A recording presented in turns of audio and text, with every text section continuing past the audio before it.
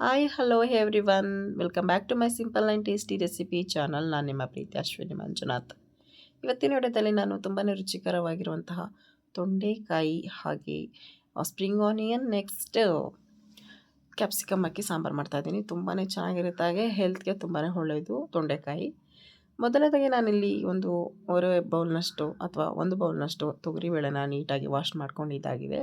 Spring ಆನಿಯನ್ನ ಹಾಕ್ಕೊಂಡಿದ್ದೀನಿ ಸ್ವಲ್ಪ, ಹಾಗೆ ಹಚ್ಚಿಟ್ಕೊಂಡಿರುವಂಥ ತೊಂಡೆಕಾಯಿ ನಿಮಗೆ ಯಾವ ಶೇಪಲ್ಲಿ ಬೇಕೋ ಆ ಶೇಪಲ್ಲಿ ಕಟ್ ಮಾಡಿ ಇಟ್ಕೊಳ್ಳಿ. ಹಾಗೆ ಕ್ಯಾಪ್ಸಿಕಮ್ ಹಾಕ್ಕೊಂಡಿದ್ದೀನಿ, ನೋಡ್ತಾ ಇರ್ಬೋದು. ಈ ಒಂದು ತರಕಾರಿ ಹಾಕಿ ಮಾಡೋದ್ರಿಂದ ತುಂಬಾ ಅಲ್ಟಿಮೇಟ್ ಆಗಿರುತ್ತೆ ಸಾಂಬಾರು.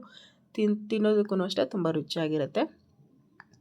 ಈ ನೆಕ್ಸ್ಟ್ ನಾನಿಲ್ಲಿ ಟೊಮೆಟೊ ಹಾಕ್ಕೊಳ್ತಾ ಇದ್ದೀನಿ. ಇದಕ್ಕೆ ಯಾವುದೇ ರೀತಿ ಹುಣಸೆ ನೀರ ರಸವನ್ನು ಸೇರಿಸ್ಕೊಳ್ತಾ ಇಲ್ಲ, ಇದಕ್ಕೆ ಟೊಮೆಟೊ ಹಾಕ್ಕೊಂಡು ಮಾಡ್ಕೊಳ್ತಾ ಇದ್ದೀನಿ. ನಾನಿಲ್ಲಿ ಒಂದು 4ರಿಂದ 6 ಟೊಮೆಟೊನ ಈ ರೀತಿಯಾಗಿ ಚೆಕ್ ಮಾಡಿಕೊಂಡು ಹಾಕ್ಕೊಳ್ತಾ ಇದ್ದೀನಿ. ಇದು ಹುಳಿ ಟೊಮೆಟೊ. ಸೊ ನೆಕ್ಸ್ಟ್ ಒಂದು ಗೆಡ್ಡೆ ಬೆಳ್ಳುಳ್ಳಿ ಹಾಕ್ಕೊಳ್ತಾ ಇದ್ದೀನಿ, ಹಾಗೆ ಒಂದು ಈರುಳ್ಳಿನ ಸೇರಿಸ್ಕೊಳ್ತಾ ಇದ್ದೀನಿ. ನೋಡ್ತಾ ಇರ್ಬೋದು, ಈ ರೀತಿಯಾಗಿ ನೀಟಾಗಿ ಕಟ್ ಮಾಡಿ ಅದನ್ನು ಕೂಡ ವಾಶ್ ಮಾಡಿ ಮುಕ್ಕಾಲು ಭಾಗ ದಪ್ಪ ಈರುಳ್ಳಿ ಆಗಿರೋದ್ರಿಂದ ನಾನು ಮುಕ್ಕಾಲು ಭಾಗ ಕಟ್ ಮಾಡಿ ಹಾಕ್ಕೊಳ್ತಾ ಇದ್ದೀನಿ.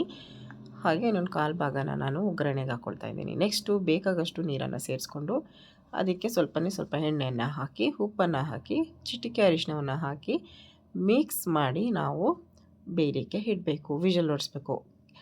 ತುಂಬ ಚೆನ್ನಾಗಿರುತ್ತೆ. ಅಂದರೆ ಬೇಳೆ ಕೂಗಿಸಿದ ನಂತರ ತರಕಾರಿಯನ್ನು ಹಾಕ್ತೀವಿ, ಬಟ್ ಈ ಸಾಂಬಾರು ಕ್ವಿಕ್ಕಾಗಿ ಮಾಡುವಂತಹ ಸಾಂಬಾರು, ಬಟ್ ಟೇಸ್ಟ್ ಸೂಪರಾಗಿರುತ್ತೆ.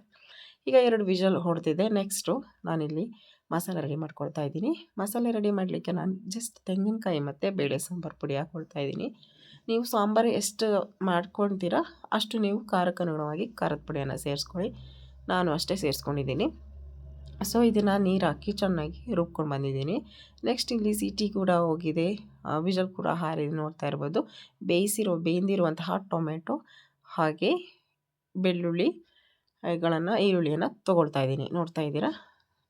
ಸೊ ಎಲ್ಲನೂ ಪ್ಲೇಟ್ಗೆ ಹಾಕ್ಕೊಳ್ತಾ ಇದ್ದೀನಿ. ಈ ಒಂದು ಕೂಲ್ ಆಗೋ ತನಕ ನಾವು ಬಿಟ್ಬಿಡ್ಬೇಕಾಗತ್ತೆ. ಕಂಪ್ಲೀಟಾಗಿ ತಣ್ಣಗಾಗಬೇಕು, ಅಲ್ಲಿ ತನಕ ನಾನು ಇಲ್ಲಿ ವೆಯ್ಟ್ ಮಾಡ್ತಾಯಿದ್ದೀನಿ. ಸೊ ನೆಕ್ಸ್ಟ್ ನೋಡ್ತಾ ಇರ್ಬೋದು, ಬೇಳೆ ಎಲ್ಲ ಚೆನ್ನಾಗಿ ಬೆಂದಿದೆ, ತರಕಾರಿ ಕೂಡ ಚೆನ್ನಾಗಿ ಬೆಂದಿದೆ, ಕಲರ್ ಕೂಡ ಚೇಂಜ್ ಆಗಿದೆ.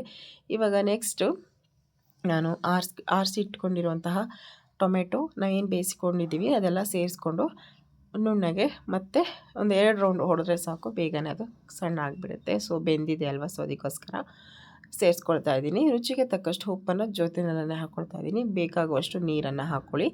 ನಾವು ಬೇಳೆ ಸಾಂಬಾರು ಮಾಡ್ತಾರೋದ್ರಿಂದ ಸ್ವಲ್ಪ ನೀರು ಜಾಸ್ತಿನೇ ಹಾಕ್ಕೊಳ್ಳಿ, ಯಾಕೆ ಅಂತ ಅಂದರೆ ಅದು ಬೇಯ್ತಾ ಗಟ್ಟಿ ಬರುತ್ತೆ. ಸೊ ನೆಕ್ಸ್ಟ್ ಒಗ್ಗರಣೆಗೆ ಅಂತ ಹೇಳಿ ನಾನಿಲ್ಲಿ ಒಂದು 2 ಟೀ ಸ್ಪೂನು ಅಥವಾ 3 ಟೀ ಸ್ಪೂನಷ್ಟು ಆಯಿಲ್ ಹಾಕ್ಕೊಂಡು ಅರ್ಧ ಚಮಚ ಜೀರಿಗೆ, ಅರ್ಧ ಚಮಚ ಸಾಸಿವೆ ಸಿಡಿಸ್ಕೊಳ್ತಾ ಇದ್ದೀನಿ.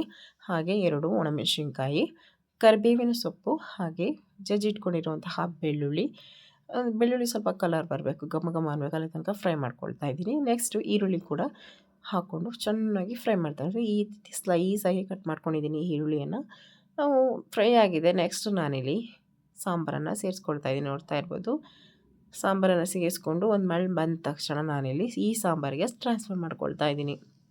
ಒಗ್ಗರಣೆ ಹಾಕಿದ್ನಲ್ಲ, ಅದರಿಂದ ಕುಕ್ಕರಿಗೆ ಟ್ರಾನ್ಸ್ಫರ್ ಮಾಡಿಕೊಂಡು ನೀಟಾಗಿ ಮಿಕ್ಸ್ ಮಾಡಿ ಒಂದು 2ರಿಂದ 3 ನಿಮಿಷ ಸಾಂಬಾರನ್ನು ಚೆನ್ನಾಗಿ ಕುದಿಸ್ಕೊಂಡ್ಬಿಟ್ರೆ ಸಾಂಬಾರು ಸೂಪರಾಗಿ ರೆಡಿ ಆಗುತ್ತೆ. ತಿನ್ನಲಿಕ್ಕೂ ಅಷ್ಟೇ ಸಕ್ಕತ್ತಾಗಿರುತ್ತೆ. ರೈಸು, ಮುದ್ದೆ, ಚಪಾತಿ ಯಾವುದಕ್ಕಾದ್ರೂ ತಿನ್ಬೋದು, ಅಷ್ಟು ಸಕ್ಕತ್ತಾಗಿರುತ್ತೆ. ಈ ವಿಡಿಯೋ ನಿಜ ಇಷ್ಟ ಆಗಿದೆ ಅಂತ ಭಾವಿಸ್ತಾ ಇದ್ದೀನಿ. ನನ್ನ ಚಾನಲ್ ಸಬ್ಸ್ಕ್ರೈಬ್ ಮಾಡಿ, ಹಾಗೆ ಬೆಲ್ ಐಕಾನ್ ಪ್ರೆಸ್ ಮಾಡಿ, ವಿಡಿಯೋಗೊಂದು ಲೈಕ್ ಕೊಡಿ, ಹಾಗೆ ಶೇರ್ ಕೂಡ ಮಾಡಿ ಅಂತ ಹೇಳ್ತಾ ಈ ವಿಡಿಯೋನ ನೆಕ್ಸ್ಟ್ ಬೇರೆ ವಿಡಿಯೋ ಜೊತೆ ಬರ್ತೀನಿ. ಟೇಕ್ ಕೇರ್, ಬಾಯ್ ಬಾಯ್.